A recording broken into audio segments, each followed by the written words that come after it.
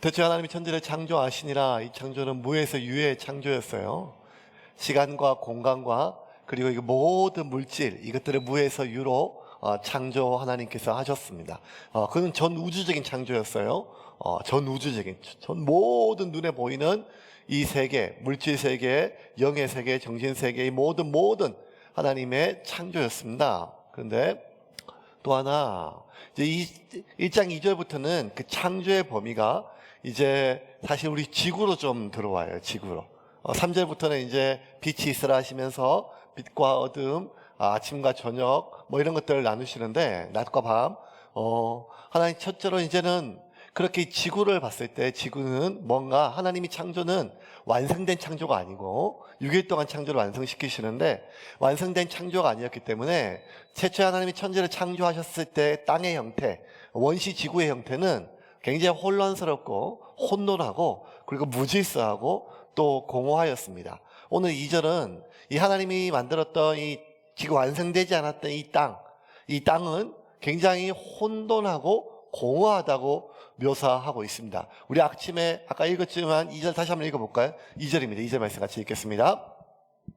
땅이 혼돈하고 공허하며 흑암이 깊음 위에 있고 하나님의 영은 수면 위에 운행하시니라. 자, 하나님의 영은 수면 위에 운행하시니라. 그러니까 원시 지구의 최초에 하나님이 창조하셨을 때, 완성되지 않았을 때 그 원시 지구의 상태는 이 단단한 땅이 아니라 마치 뭐 액체 상태에 비슷한 그러한 어쨌든 완성되지 않았던 아주 굉장히 혼란스럽고 그리고 아주 공허한 그러한 땅이었고 그러한 세상이었습니다. 이 혼란을 뜻하는 히브리어 토우, 그리고 공허를 뜻하는 히브리어 보후, 토우, 보후 이 둘 다는요 혼돈, 그 다음에 뭐 공허 뭐 이렇게 좀 다른 뜻이 아니라 사실은 비슷한 의미의 비슷한 발음의 말이에요. 예.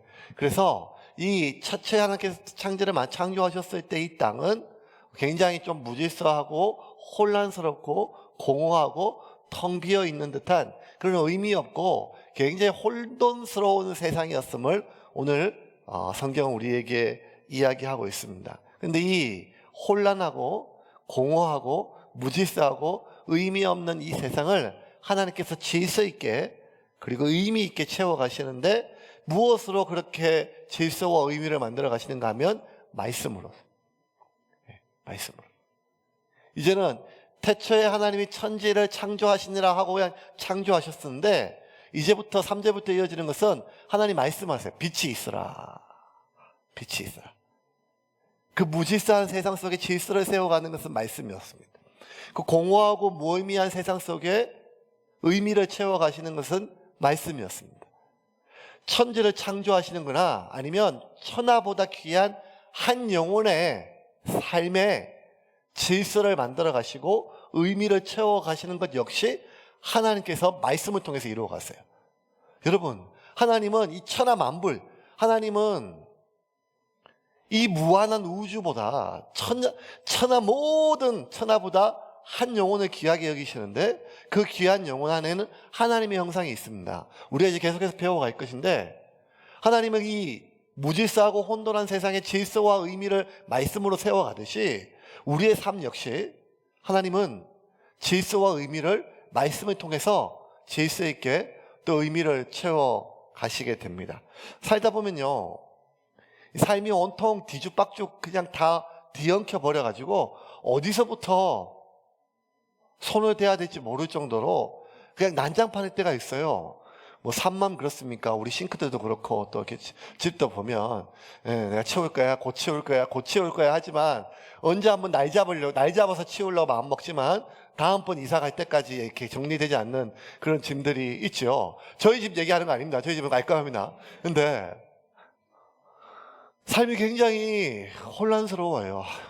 어쩌다 이 지경이 됐는지. 일도, 관계도, 사람도, 내 인생도 온통 다 뒤엉켜가지고 어쩌다 이렇게 어디서 뭘 손을 써야 될지 모를 정도로 뒤엉킨 삶이 있어요.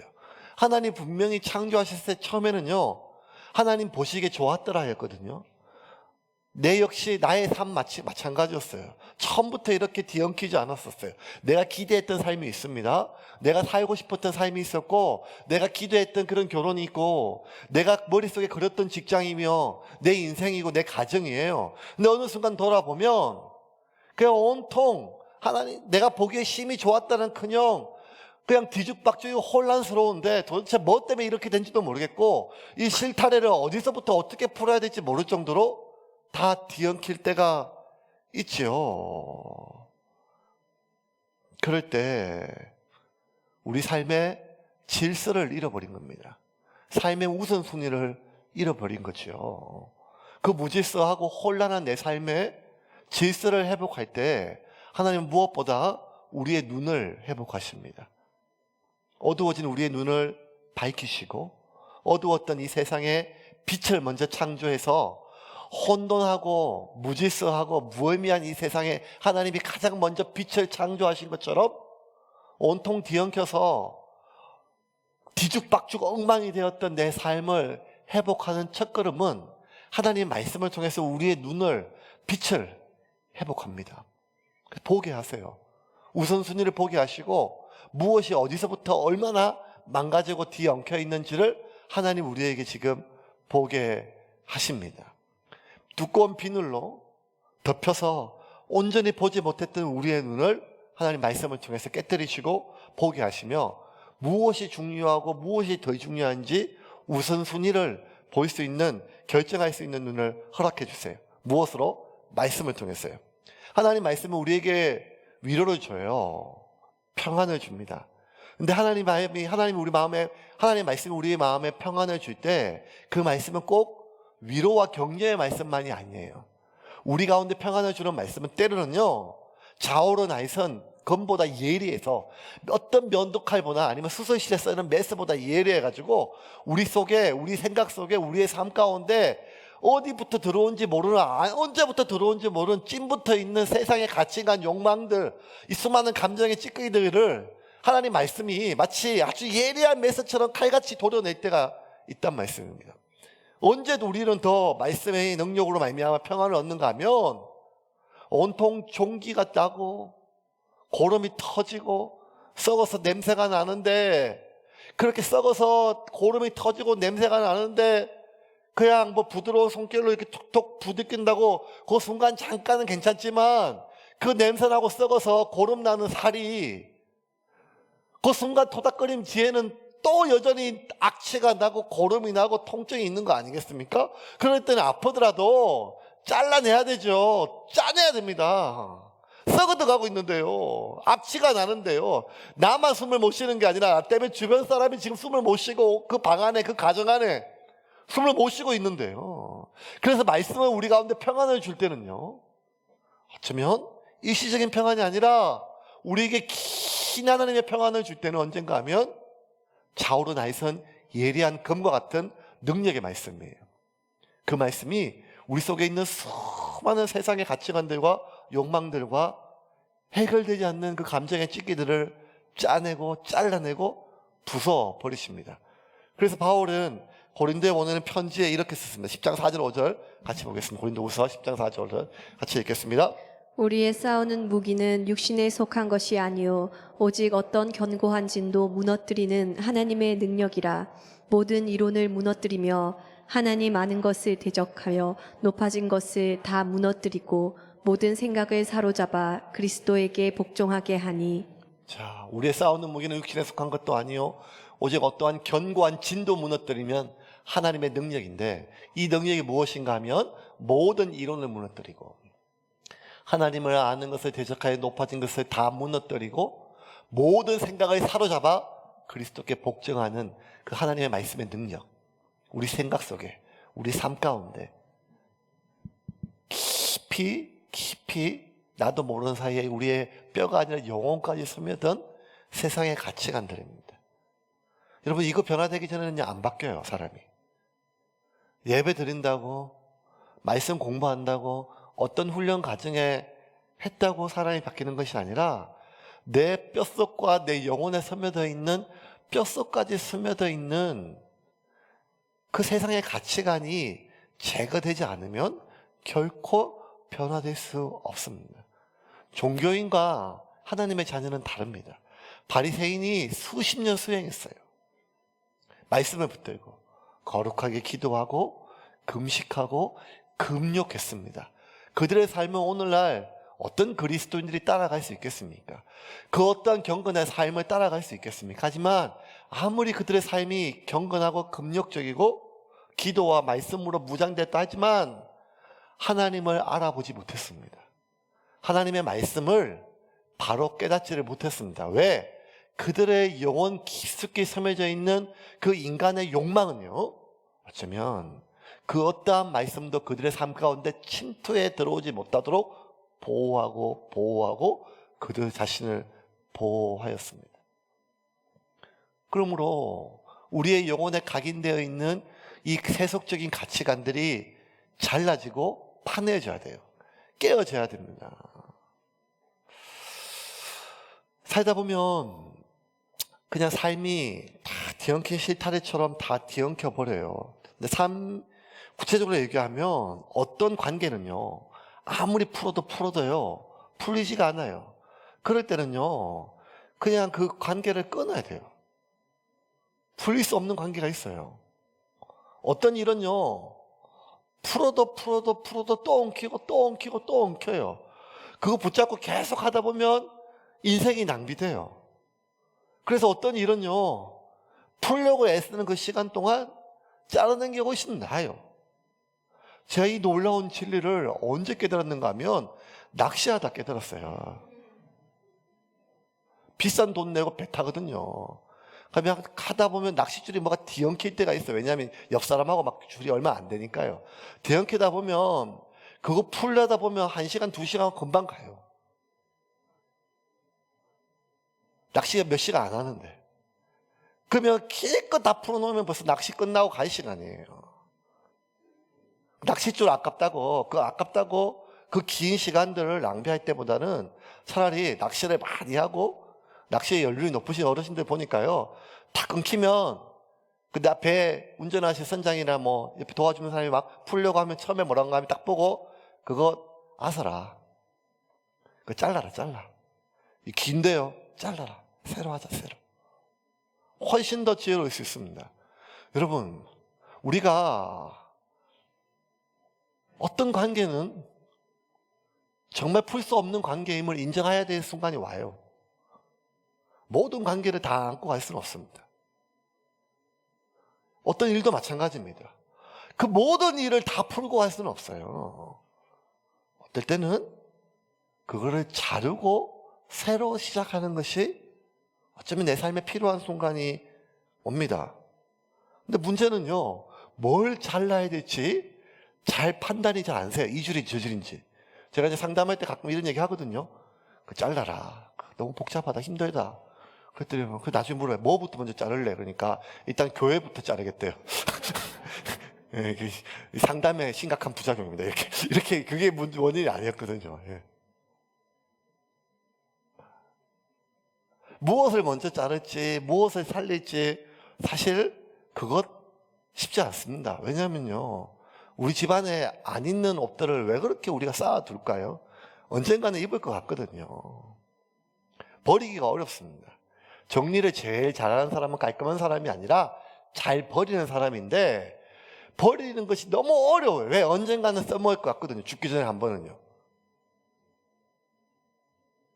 무엇을 자르고 무엇을 붙잡을지 이것을 선택하는 것은 몇몇 사람, 내가 신뢰할 수 있는, 아니면 이 분야에 빠삭한 사람, 그런 사람이 아니라 결국 그것의 질서를, 우선순위를 결정해 주는 것이 바로 말씀이라는 것입니다. 오직 하나님의 말씀만이 내 삶의 우선순위를 결정할 수가 있습니다. 이걸 자를 것인지 저걸 자를 것인지 무엇을 붙들 것인지는 세상의 흐름이나 나한테 유익이 되는 것이 아니라 오직 하나님의 말씀이 결정을 해줘요. 이 세상 살아갈 때 불가능한 두 가지가 있는데 많겠지만 그중에 대표적인 첫 번째는 흘러가는 세월을 붙잡는 것은 불가능해요. 여러분 안 됐잖아요. 해봤잖아요. 예, 막 그 비싼 화장품 바르고 막 했는데 자꾸 이렇게 붙잡아도 계속 자꾸 생기는 것들을 어떻게 예, 지금은 막 그냥 병원 가서 막 땡기고 막 난리가 났더라고요. 아주. 그런데 아무리 뭘 해도 결국에는요, 흘러가는 세월을 잡는 거 불가능해요. 뭐 불가능. 두 번째 불가능한 게 뭔가 하면 그 흘러가는 세월 속에 수많은 사람들 속에 내가 흘러가는 수많은 세월과 그 수많은 관계와 사람들, 모든 사람들에게 내가 좋은 사람으로 기억되는 게 불가능해요. 내가 최선을 다해도, 심지어 내 몸을 불살하게 되어준다 할지라도, 내가 사랑한다 할지라도, 무수히 흘러가는 세월 속에 내가 만나는 모든 사람들에게 내가 좋은 사람으로 기억되는 것은, 그 모든 사람에게 좋은 사람 기억되는 것은 불가능해요. 근데 우리가 그거 알죠. 그거 모르는 사람이 어디 있겠어요. 그런데도 우리는요, 그 누구 한 사람이 나에 대해서 오해를 갖고, 내가 뜻하지 않았지만 내가 그 사람한테 나쁜 사람으로, 무능한 사람으로, 무책임한 사람으로, 악한 사람으로 기억되는 것을 못 견딥니다. 물론 하나님 우리에게 너희들이 할 수만 있다면 모든 사람과 화평하라고 말씀하셨습니다. 근데 여러분, 중요한 게 뭔가 하면 할 수만 있다면. 그런데 그거는 불가능해요. 만약 누군가가 모든 사람에게 좋은 사람으로 남았다면 그거는 사기꾼의 확률이 높습니다. 왜? 주님이 우리에게 그렇게 말씀을 하셨습니다. 누가복음 6장 26절입니다. 같이 읽겠습니다. 모든 사람이 너희를 칭찬하면 화가 있도다. 그들의 조상들이 거짓 선지자들에게 이와 같이 하였느니라. 여러분, 모든 선지자는요, 아픈 사람이에요. 그 말이 아파요. 죄악을 얘기하고 하나님의 심판을 얘기하는 사람이에요. 그런데 그 선지자의 말은 아픈 말이거든요. 그런데 그 말이요, 나에게 달콤하고 평안을 이야기하면 그것만큼 위험한 사람이 없다는 거예요. 왜? 모든 사람에게 칭찬을 듣는 사람은 화가 있을진저 오직 거짓 선지자만이 그렇게 했다는 것입니다. 이게 성경뿐만 아니라 일반 사람들도, 이런 사람들의 심리를 공부하는 심리학자들도 이미 연구가 끝이 났어요. 만약에 내 주변에 10명의 사람이 있다면 그 중에 7명의 사람은 나하고 아무런 관심이 없어요. 안녕, 아유, 뭐 다 얘기하지만 사실은 나하고 내 삶에 아무런 관심이 없어요, 그냥. 예. 나를 좋아하지도 않고 싫어하지도 않아요. 왜냐하면 관심이 없기 때문에. 10명 중에 7명이 그래요. 그런데 그 10명 중에 2명은요, 날 싫어해요. 무슨 이유가 있어서 그런 게 아니라 그냥 혀가 짧거나 아니면 뭐 여러 가지 이유만으로 그냥 내가 뭘 잘못해서가 아니라 그냥 날 싫어한대요. 10명 중에 2명은. 그러면 10명 중에 나를 좋아하는 사람은 1명이래요. 우리 엄마 뭐 이렇게. 그러니까 여러분, 이 통계적으로. 그러면 사실은 10명 중에 나를 좋아하는 사람이 1명밖에 안 되니까 이 삶이 얼마나 어려워요. 그런데 바꾸어 얘기하면요, 10명 중에 나를 싫어하는 게 9명이 아니라 2명밖에 안 된단 말이에요. 나머지 7명은 그렇게 관심이 없어요. 10명 중에 2명이 나를 싫어하는데 그 2명이 세상 전부처럼 느껴지면 어려워요.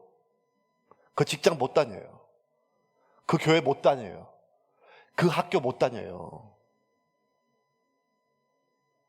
우리가 아무리 애를 써도 그 10명 중에 나를 좋아할 수 있는 사람은 10%밖에 안 돼요. 1명밖에. 그리고 그의 2배는 나를 싫어할 수밖에 없어요.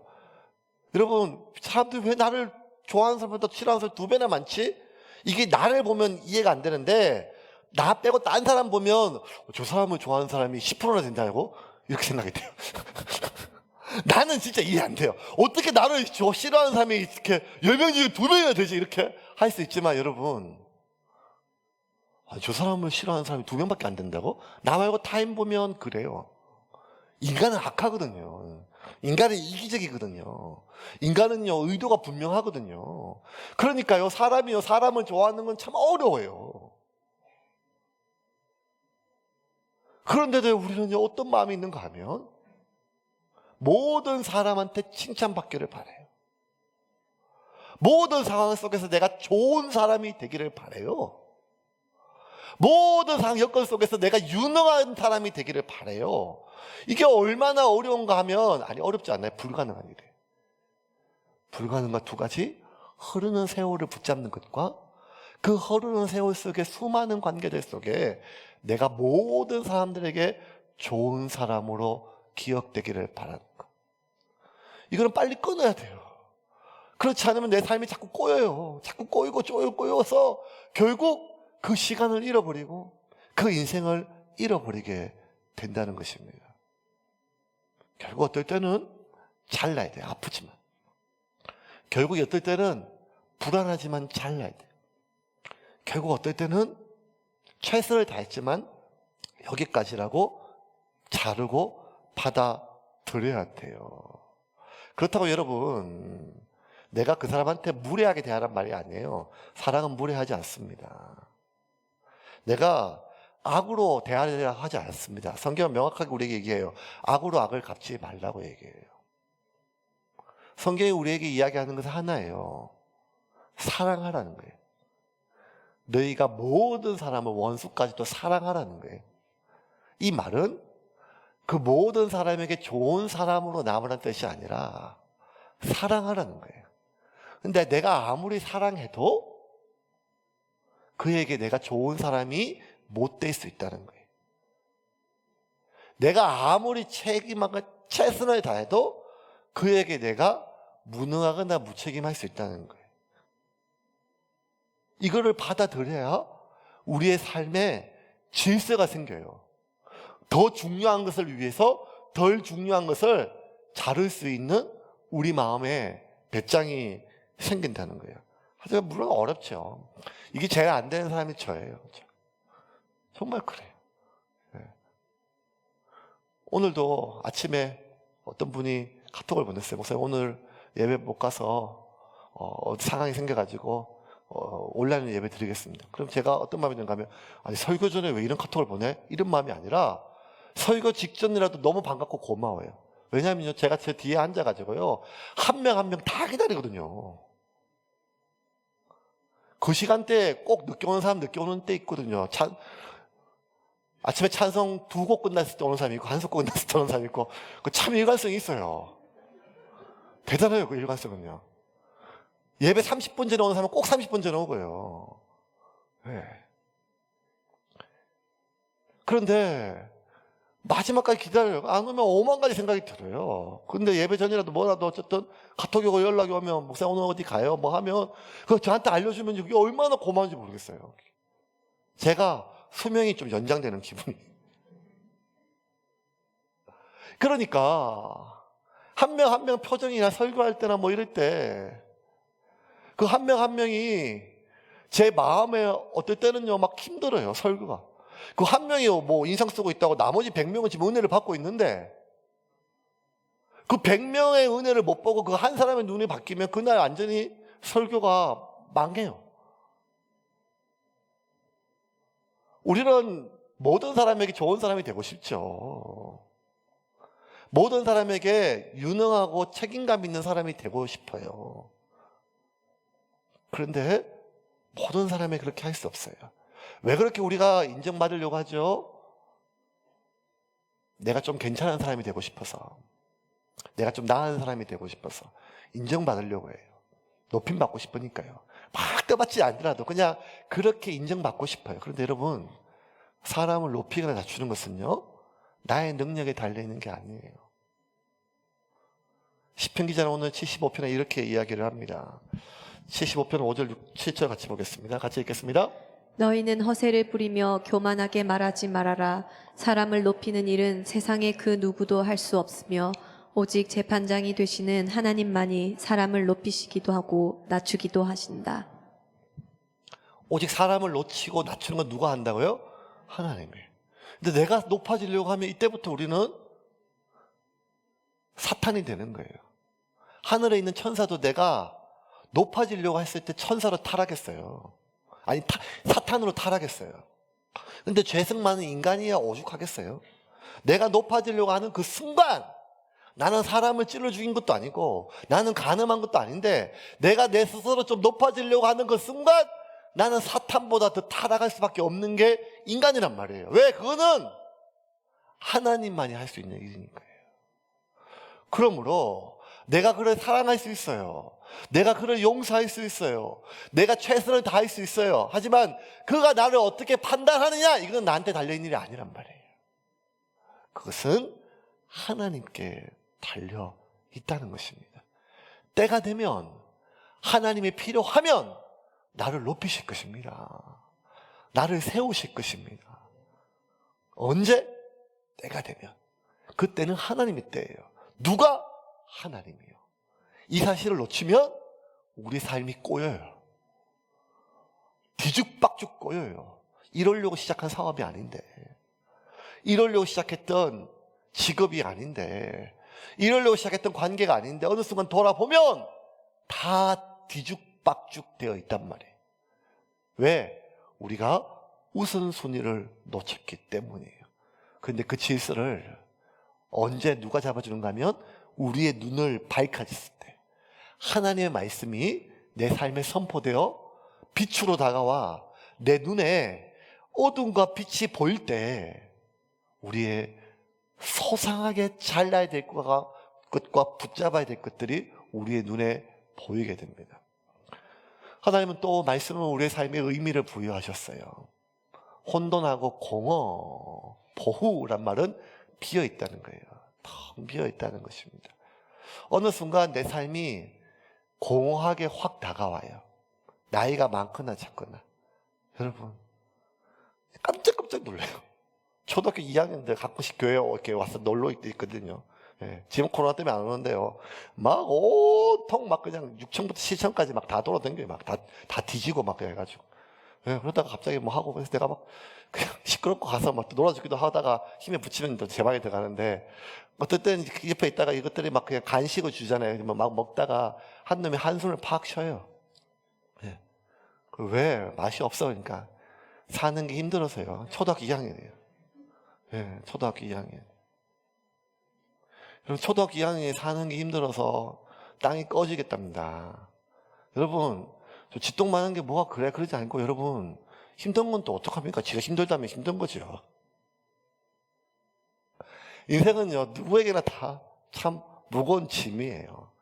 무거운 짐이에요. 그런데 어느 순간 그 무거운 짐을 우리가 지고 있는데, 그 짐이 점점 무거워져서 우리가 그 짐을 내려놓는 경우는 별로 없어요. 언제 그 짐을 내려놓으려 마음먹는가 하면, 이게 무슨 의미가 있나라고 회의가 될 때예요. 이게 무슨 의미가 있나. 여러분 생각을 해보세요. 한때 내 열정을 쏟았던 것들이 있어요. 내 전부를 갈아 넣었던 것들이 있어요. 그것이요, 여러분의 직업일 수 있고, 아니면 여러분의 인생, 직장, 생업, 그리고 우리의 자녀, 교회, 신앙, 뭐 이런 것들이에요. 근데 어느 순간 돌아보면요, 진짜 내 전부를 갈아 넣었거든요. 아프지 않았어요. 힘들지 않았어요. 기뻤어요. 왜냐하면 의미가 있으니까요. 좋았으니까요. 귀하니까요. 오히려 나의 고생이요, 보람이 있었어요. 고생이 안 여겼어요. 보람이 있었어요. 근데 그렇게 보람됐던 내 삶인데 어느 순간 그게 후회될 때가 와요. 내가 뭐하러 그렇게까지 했을까? 결국 내 품 떠나면 내 자식이 아니라 다른 사람인데, 결국 내가 이 회사 떠나면 아무것도 아닌데 나하고, 결국 내가 이렇게 이 교회 떠날 줄 알았으면 내가 뭐하러 그렇게까지 했을까? 여러분 생각해 보세요. 우리 삶의 열정을 잃어버렸을 때는요, 목표가 없어졌을 때가 아니라 의미를 잃어버렸을 때예요. 그 사람 그대로 살아있어요. 그 직장 그대로 있어요. 그 교회 없어지지 않아서 그대로 있어요. 하나님도 마찬가지예요. 예배도 마찬가지예요. 다 그대로 있어요. 그런데 뭘 잃어버렸는가 하면 목표가 없어진 게 아니라 의미를 잃어버렸어요. 왜 의미를 잃게 되는가 하면 그 결과가 내 예상과 달라서 그래요. 그 반응이 내 기대와 달라서 그래요. 내가 쏟아부은 것이 많으면 많을수록, 그것이 전부면 전부일수록 그 결과가 내 예상과 너무나 다를 때 그 반응이 내 기대와 너무나 다를 때 너무 고통스러우며, 그리고 우리 안에 그냥 공허가 와요. 내가 이러려고 이런 얘기 들으려고 내가 이것 바라보고 이렇게까지 했을까? 네, 여러분, 그렇게 의미를 잃어버렸을 때, 그렇게 열정을 잃어버렸을 때 언제 우리의 열정이 회복될까요? 결과가 좋을 때, 결과가 바뀔 때, 사람들의 반응이 좋을 때, 반응이 막 바뀔 때, 그 결과와 반응 때문에 내 열정을, 의미를 잃어버렸지만, 그 결과와 반응이 좋을 때 내 열정이 회복되지 않아요. 여러분, 한번 잃어버렸던 그 열정은 진짜 어려워요. 목회생활 하니까요, 불신자보다 냉담자가 훨씬 더 복음 전하기 어려워요. 불신자보다 수십 배. 냉담자는. 아유, 그거 제가 목사님 뭔 얘기하는지 다 알아요, 그거. 아, 지금 뭐 저한테 하려면 다 알아요, 제가. 저 다 해봤어요, 그거. 근데 그거 다 소용이 없어요. 그게 무슨 의미가 있어요. 한번 식어버린 열정은 처음에 불을 붙일 때하고 비교할 수 없을 만큼 어렵고 힘들어요. 결국 여러분, 결과가 바뀔 때, 반응이 바뀔 때 내 삶의 의미를 회복하는 게 아니라는 거예요. 왜냐하면요, 그 결과와 반응은요, 맨날 바뀌어요, 여러분. 맨날 바뀌어요. 제가 부교육자 생활할 때 뭐 열심히 만들어가지고 기획안 같은 거 가져가거든요. 근데 어떨 때는 진짜 열심히 했는데 혼날 때가 있고, 어떨 때는 진짜 그냥 이거 내가 봐도 허접한데 그냥 잘 넘어갈 때가 있어요. 그래서 그걸 잘 모르겠어요. 내가 이거 잘 판단이 잘 안 되는가? 나중에 알겠더라고요. 그것은 내 기획안 때문이 아니라 그때마다 목사님 마음에 따라 다르다는, 기분이 좋을 때와 기분이 나쁠 때.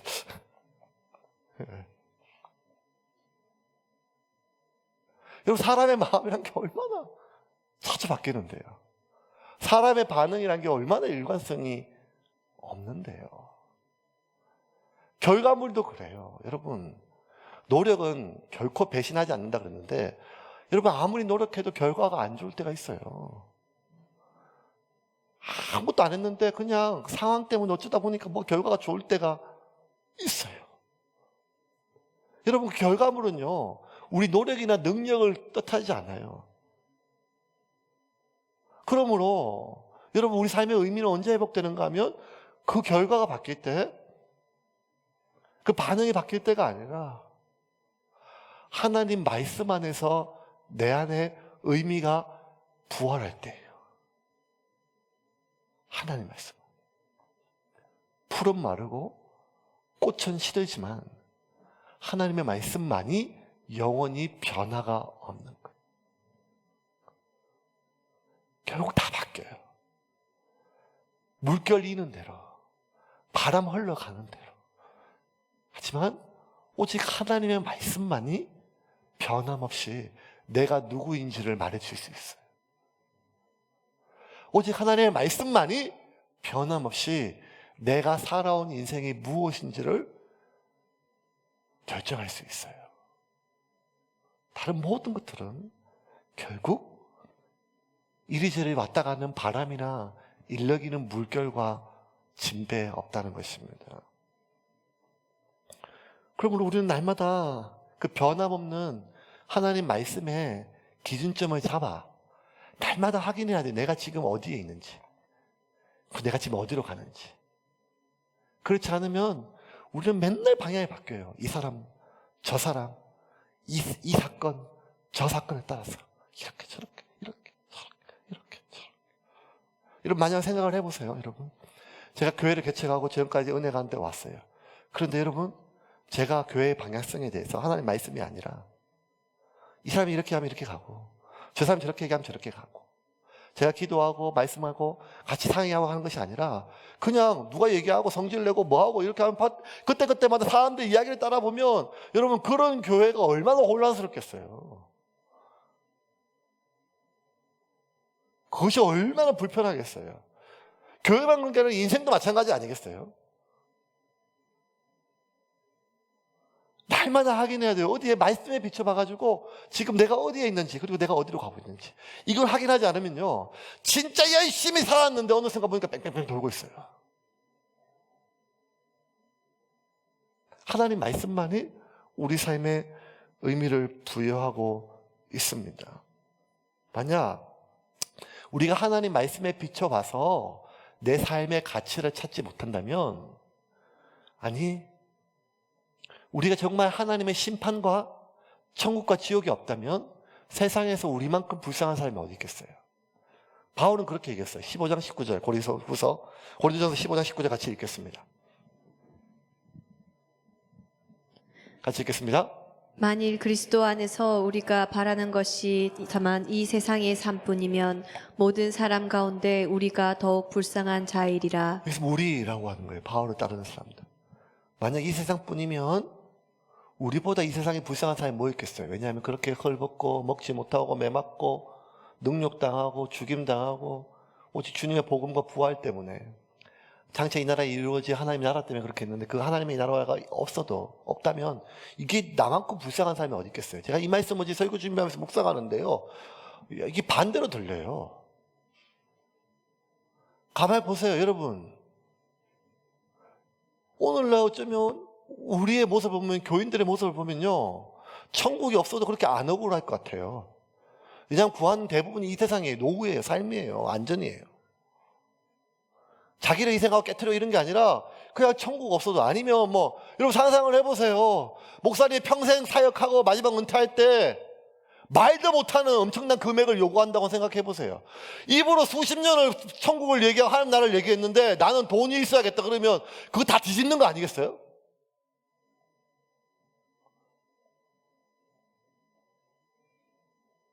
그러면 그 목사님의 삶이 억울하겠어요? 아니 천국 없어도 괜찮겠다 뭐. 어쩌면 여러분 우리의 삶이 진짜 하나님의 나라와 하나님의 의가 없다면 심판이 없다면 여러분 지금 세상에서 가장 불쌍한 사람이 아니면 뭐 그냥 그런 대로 뭐 그런 삶을 살고 있어요. 그러면 지금 우리는요 만약에 우리가 이 세상뿐이라면 세상에서 가장 불쌍한 자가 아니라면 우리는 지금 의미를 이 세상에 두고 있어요. 의미를 평안하고 안전하고 즐거운 곳에 두고 있단 말이에요. 솔직하게 여러분 보세요. 여러분 지옥이 두려우세요? 아니면 여러분의 비참한 노후가 더 두려우세요? 어쩌면 우리가 솔직하게 내 자신을 봐야 되지 않겠습니까? 내 삶의 의미를 회복하는 것은 현재 내가 누리는 삶의 만족도가 아니라 하나님 말씀이라는 거예요. 현재 내 삶의 만족도가 내 삶의 의미가 아니라는 거예요.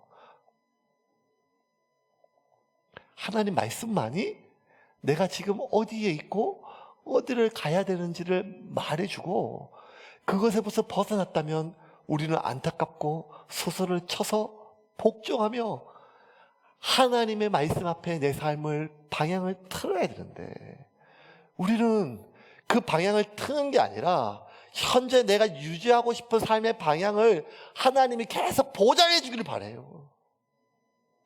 하나님 이 정도는 보장해 주셔야 돼요. 이 정도는. 그게 무슨 그리스도인입니까? 종교인이죠. 하나님의 말씀이요. 내 삶에 위로해주고 그래 잘한다. 어이구 힘들었지. 이런 걸 거치는 말씀이 아니란 말이에요.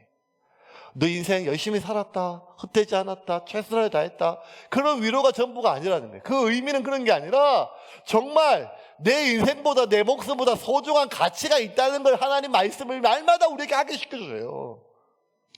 그런데 자꾸 다 우리는 그게 부담스러워요. 희생, 헌신, 불편한 것, 심지어 요즘 같은 시기에는 귀찮은 것조차도 성가신 것 아니라는 거예요. 하나님 말씀만이 내 삶에 참된 의미를 찾아줄 수가 있습니다. 그렇게 하나님 말씀을 통해서 내 삶의 질서와 의미를 찾아가지 못하면 우리의 삶은 사람들의 반응과 그 결과와 수많은 것들로 방향을 잃고 의미를 잃고 어느 순간 공허하게 깊은 회한으로 여러분의 삶을 마감할 수가 있을 것입니다. 상상을 한번 해봐요. 이 말씀을 처음 전해졌던 출애굽했던 200만 명의 히브리 노예들이에요. 모세 말 붙들고 젖과 꿀이 흐르는 하나님 자녀의 삶을 위해서 지금까지 살았던 400년의 모든 삶의 방식을 버리고 그 기득권을 버리고 따라 나섰어요. 하나님이 하나 얘기해줘요. 천지를 내가 창조했다.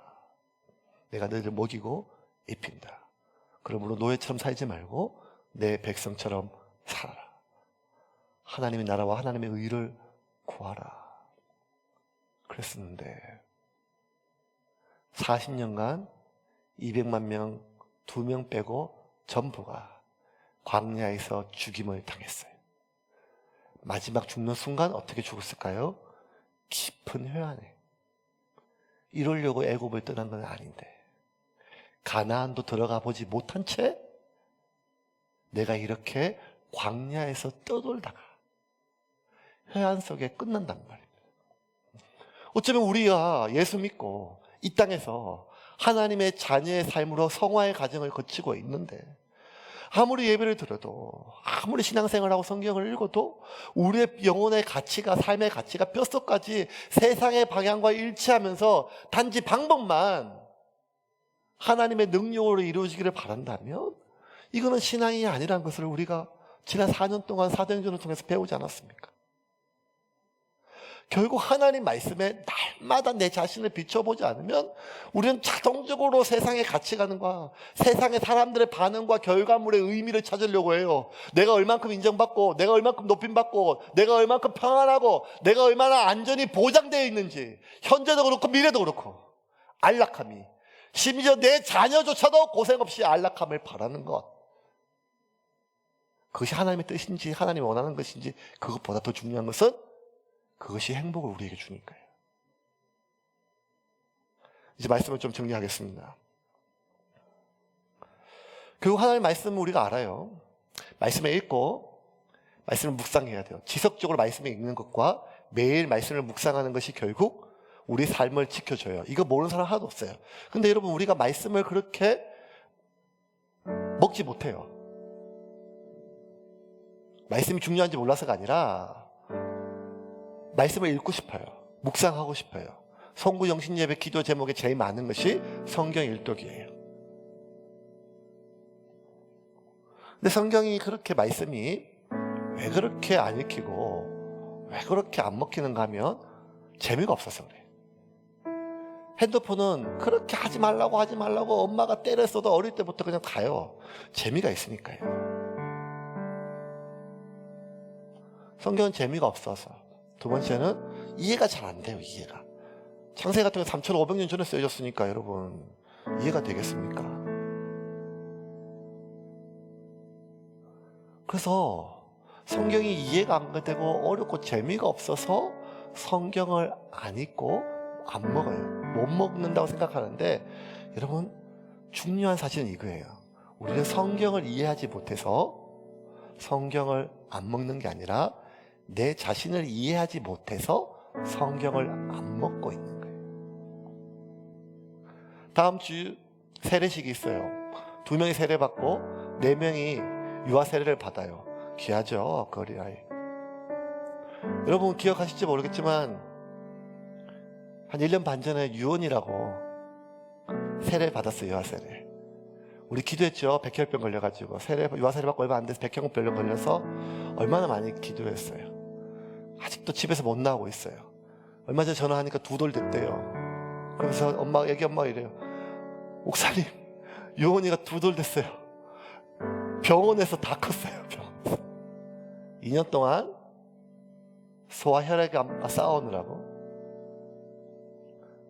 그 지금 다 안 낫냐 하니까 아직도 남았어요. 한 달에 한 번씩, 몇 달에 한 번씩 독한 항암제를 맞으러 가야 되는데, 맞으면 기진맥진하는 거예요.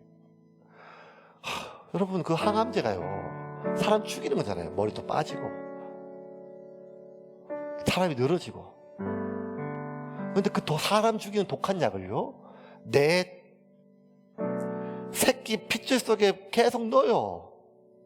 애가 그냥 죽어가는데. 하나밖에 없죠. 이걸 안 하면 결국 혈액에 있는 암이 내 아이를 죽일 것을 아니까 애가 약을 먹든 주사를 맞든 싫어하든 하는 건 넣죠.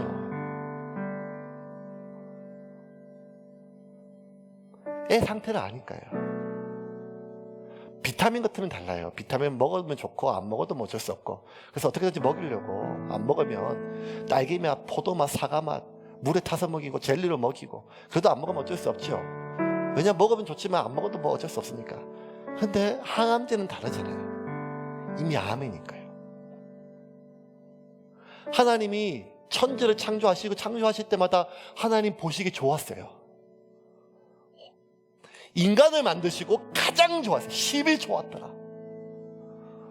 그런데 아담의 타락 이후로 노아 시대를 보니까 얼마나 인간이 타락하고 그 마음의 생각이 타락하고 악했는지, 내가 저것들 만든 것을 후회한다 그러셨어요. 다 썰어버리고 파괴한다 버리고 다 없애버린다 그랬었어요. 하나님이 직접 만드신 것을 직접 그 당신의 심히 보기에 좋았던 피조물들을 썰어버릴 수밖에 없었던 그 하나님의 심정이 어떻겠어요?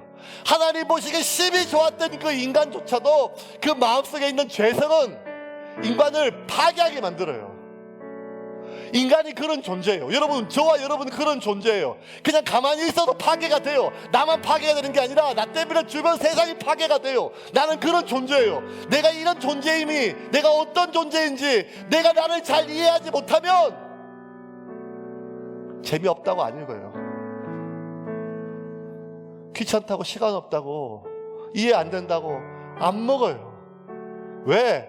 성경이 이해가 안 돼서가 아니라 내가 아직도 내 자신을 이해하지 못하기 때문에. 우리의 삶은 뒤엉켜버립니다. 우리의 삶은 공허감으로 어느 순간 빠지게 됩니다. 헛된 것으로. 우리의 삶은 암보다 수십 배 더 파괴력 있는 죄로 영혼의 끝까지 각인되어 있는 우리의 죄성은 하나님의 말씀이 아니고서는 우리를 지킬 수가 없습니다. 그러므로 여러분, 여러분의 혼란한 삶과 여러분의 공허한 인생이 질서와 의미를 회복하기 위해서는 나의 연약한 본성을 진정으로 받아들이고 하나님 말씀을 먹으십시오. 씹으십시오. 읽으시고 묵상할 때만이 우리의 삶이 온전하게 질서 있고 의미 있게 세워질 줄을 믿으시기를 바랍니다.